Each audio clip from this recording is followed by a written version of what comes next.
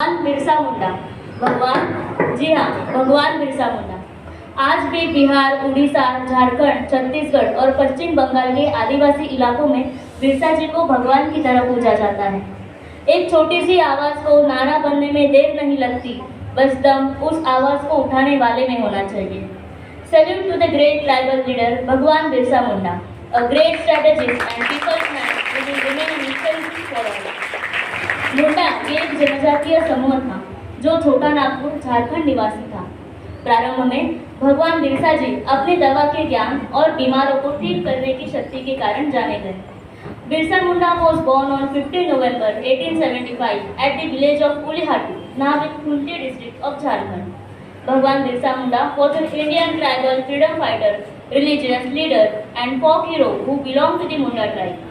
He spearheaded a tribal religious millennial movement that arose in the Bengal Presidency in the late 19th century during the British Raj, thereby making him an important figure in the history of the Indian independence movement. स्वतंत्रता संग्राम के दौरान भारत भूमि पर ऐसे कई नायक पैदा हुए जिन्होंने इतिहास में अपना नाम सुवर्णाक्षरों में लिखा है। भगवान बिरसा जी भी उन्हीं में से है। भगवान बिरसा जी का मन हमेशा अपने समाज के प्रति लगा रहता था। वह ब्रिटिश शासकों द्वारा की गई बुरी दशा पर सोचते रहते थे। उन्होंने मुंडा लोगों को अंग्रेजों से मुक्ति पाने के लिए अपना नेतृत्व प्रदान किया। 1 अक्टूबर 1894 को नौजवान नेता के रूप में सभी मुंडाओं को एकत्रित कर इन्होंने अंग्रेजों से लगान यानी कर माफी के लिए आंदोलन किया। इसी सिलसिले में 1895 में उन्हें गिरफ्तार कर लिया गया, लेकिन बिरसा जी और उनके शिष्यों ने क्षेत्र की अकाल पीड़ित जनता की सहायता करने की ठान रखी थी और जिससे उन्होंने अपने जीवन काल में ही एक महापुरुष का दर्जा पाया।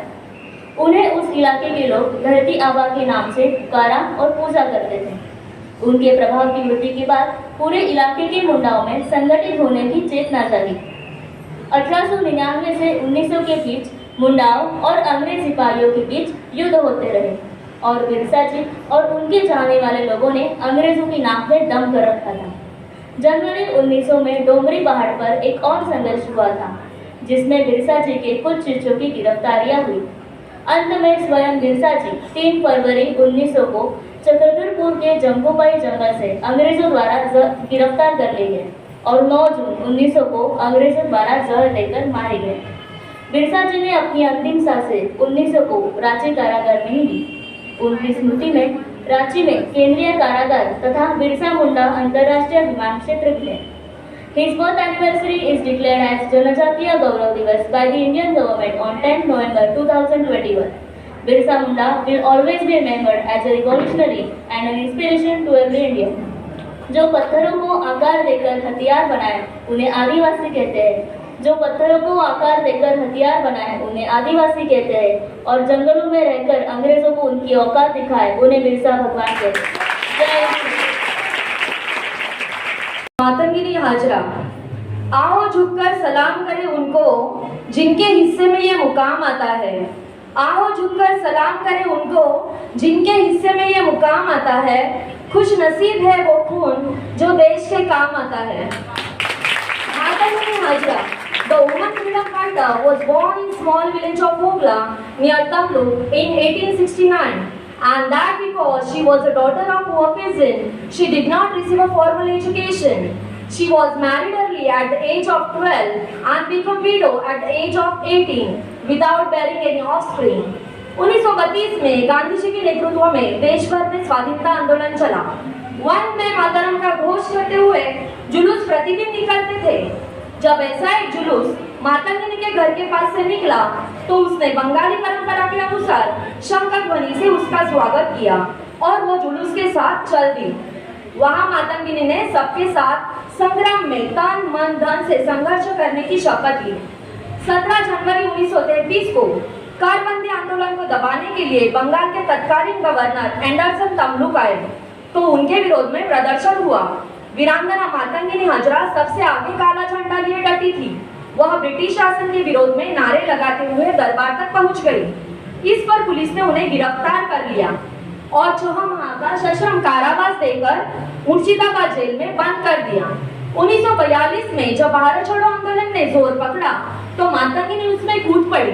8 सितंबर को तमलुक में हुए एक प्रदर्शन में पुलिस की गोली से 3 सेनानी मारे गए। इसके विरोध में 21 सितंबर को मातंगिनी ने गांव-गांव घूमकर रैली के लिए 5000 लोगों को तैयार किया।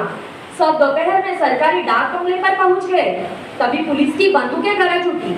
मातंगिनी पर देशभक्ति का जुनून इस कदर हावी था कि वो नारे लगाती रही, वंदे मातरम, वंदे मातरम। तभी पुलिस की एक गोली उनके बाएं हाथ में लगी, लेकिन उन्होंने तिरंगे झंडे को गिरने से पहले ही दूसरे हाथ में ले लिया। तभी दूसरी गोली उनके दाहिने हाथ में लगी और तीसरी उनके माथे पर बीचों बीच। वो नीचे तो गिरी, लेकिन झंडा जमीन पर नहीं गिरने दिया, अपने सीने पर रखा और आखिरी शब्द बोले, वंदे मातरम, वंदे मातरम, भारत माता की जय। इस बलिदान से पूरे क्षेत्र में इतना जोश उमड़ा कि 10 दिन के अंदर ही लोगों ने अंग्रेजों को खदेड़कर वहां स्वाधीन सरकार स्थापित कर दी, जिसने 21 महीने तक काम किया। Not all individuals imbued with patriotic zeal and love for their homeland come to the forefront or grab public attention. On the contrary, many choose to maintain a low profile while giving their beloved country. 75 years ago, Matangini Hajra, affectionately known as Gandhi Budi, participated in independence struggle. Though she remained out of limelight, yet her contributions were invaluable. Her name remains etched in the annals of India's freedom movement. Matangini Hazra जी को शत शत प्रणाम। देशभक्तों में कुछ ही खुश नसीब होते हैं, देशभक्तों में कुछ ही खुश नसीब होते हैं, वो कभी मरते नहीं जो शहीद होते हैं। वंदे मातरम, भारत माता की।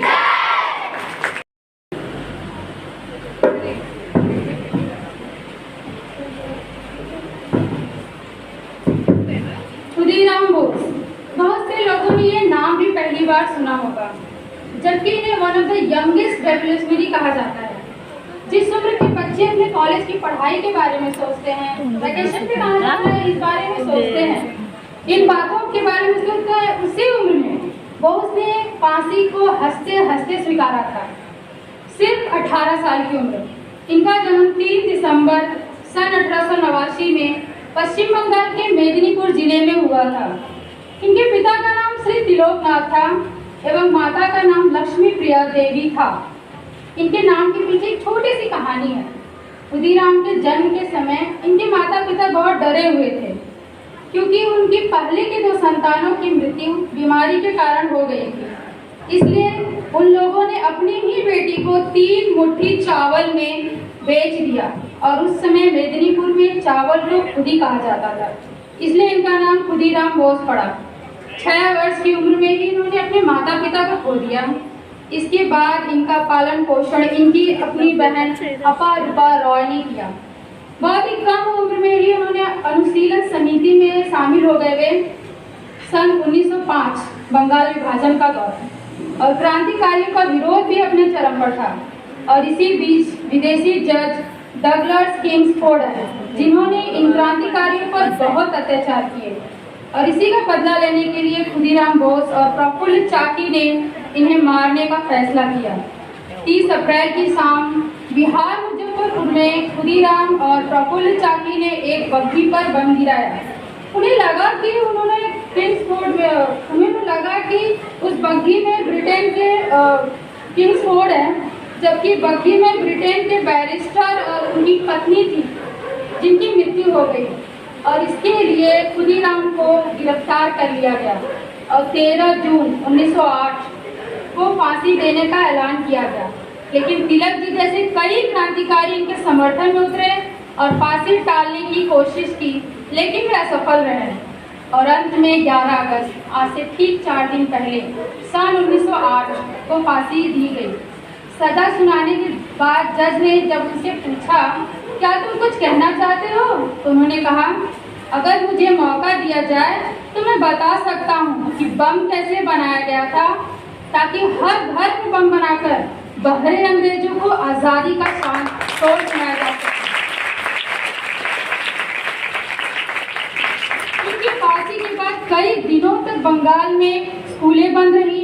उस समय नौजवानों की कमीजों पर खुदीराम लिखा होता था, लेकिन दुर्भाग्य की बात है आज भारत के लोग लैटिन अमेरिका के क्रांतिकारी चे गुवेरा को तो जानते हैं। उनकी तस्वीरों वाली टी शर्ट पहनना तो जैसे फैशन बन गया है, लेकिन खुदीराम बोस जैसे क्रांतिकारी को जानते तक नहीं। उनके नाम या तस्वीरों वाली टी शर्ट पहनना तो बहुत दूर की बात है। जय हिंद।